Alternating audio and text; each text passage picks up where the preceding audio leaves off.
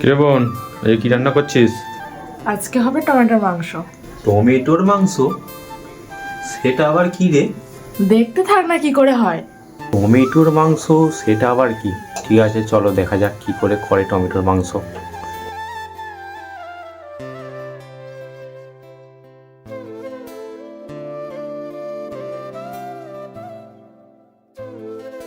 প্রথমে এই যে ছোট ছোট মাংস কেটে নিতে হবে ছোট ছোট পিস করে।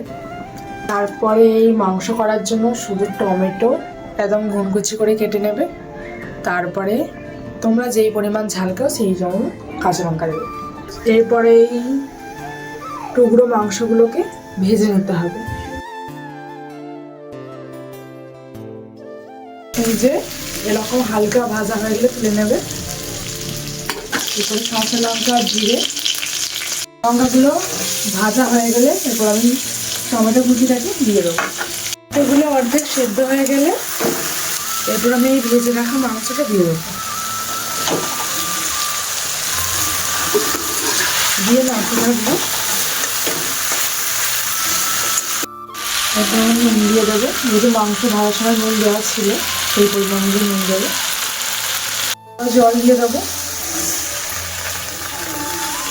মাংসটা সেদ্ধ হবে।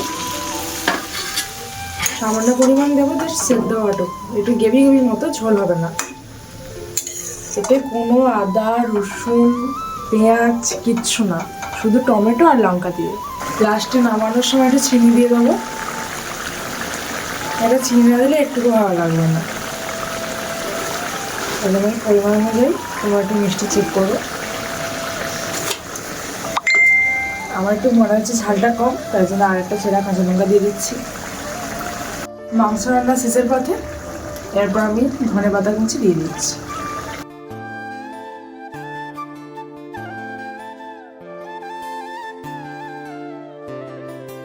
আমাদের এই যে টমেটোর মাংস পুরো কমপ্লিট হয়ে গেছে। এতে তোমরা লুচি রুটি পরোটা দিয়ে জাস্ট অসাধারণ লাগবে। ভাতেও খেতে পারো।